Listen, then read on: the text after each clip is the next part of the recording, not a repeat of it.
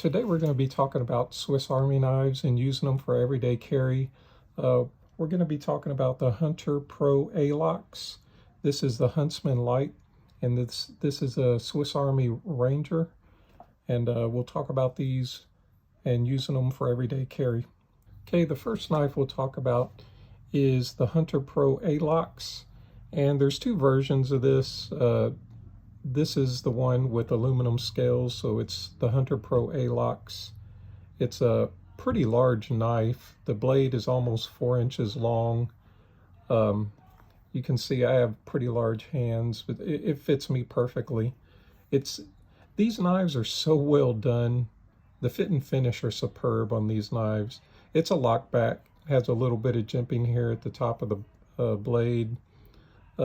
The blade itself is kind of a matte bead blast. It's not shiny.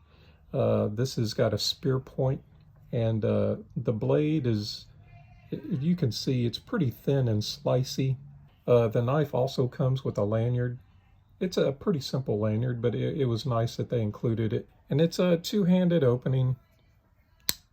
The pocket clip is only going to be on one side.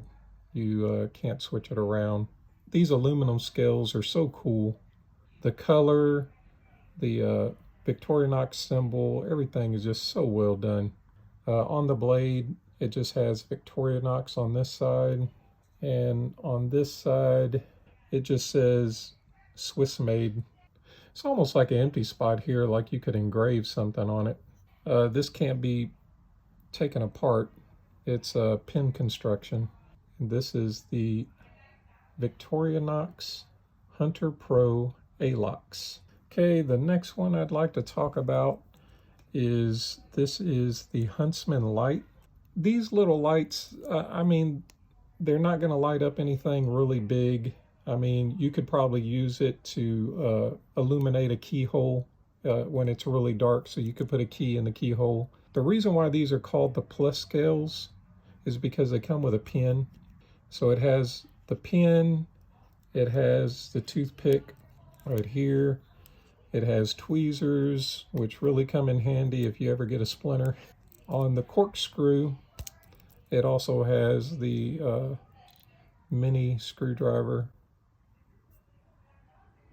which you could use to tighten up if you wear glasses. The tool set on the Huntsman Lite is really good. You have a 3D Phillips screwdriver with a large screwdriver and bottle opener and wire stripper right here. And here's your can opener with a smaller flathead.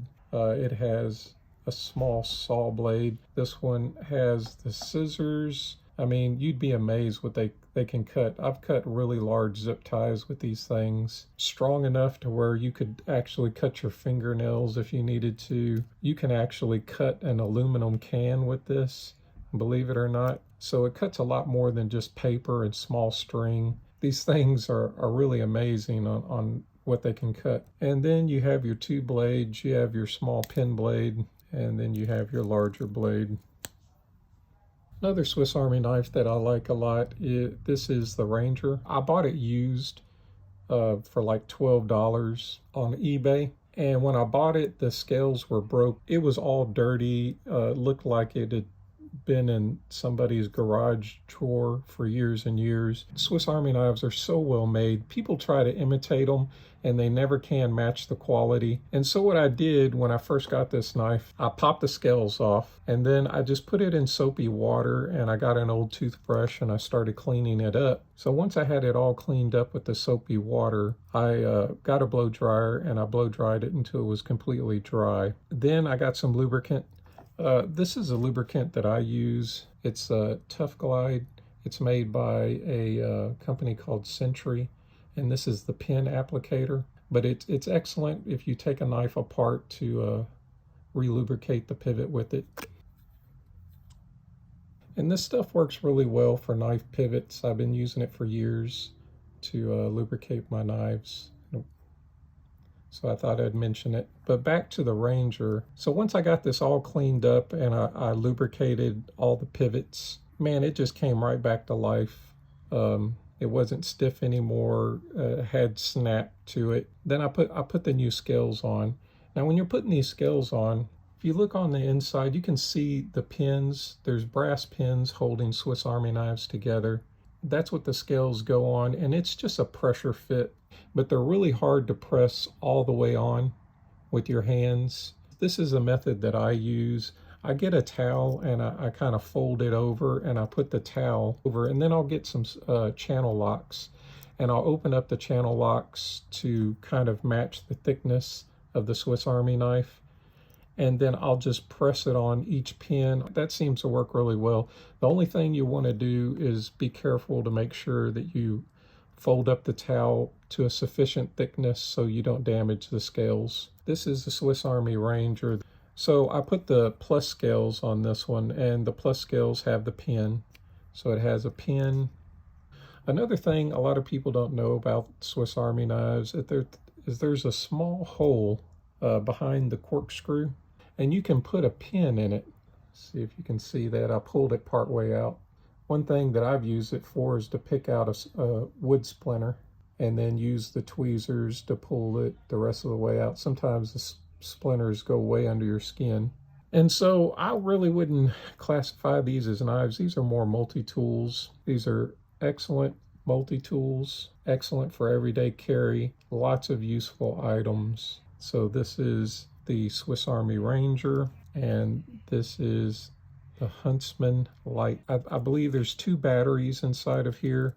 There's a small panel here that you can maybe use the penknife from another Swiss Army knife and put it in that groove, and you can pop it off. It's also a pressure fit, and there'll be 2 small batteries in there. And I thought I'd put this Hunter Pro Alox against a common knife. This is the Rat 1. It's a larger EDC knife, so you can kind of get an idea of how large this Hunter Pro Alox is. As you can see, that looks pretty even. It's pretty big. It looks a little bigger. It's thinner than the Rat 1, as you can see. And this is just so well done. Such a beautiful knife. Feels really good in the hand. As you can see, it's got like finger grooves, 1, 2, 3, 4 grooves, and you can just lock into that knife. And that's about it. Hope you enjoyed this video, and until next time, y'all have a great day.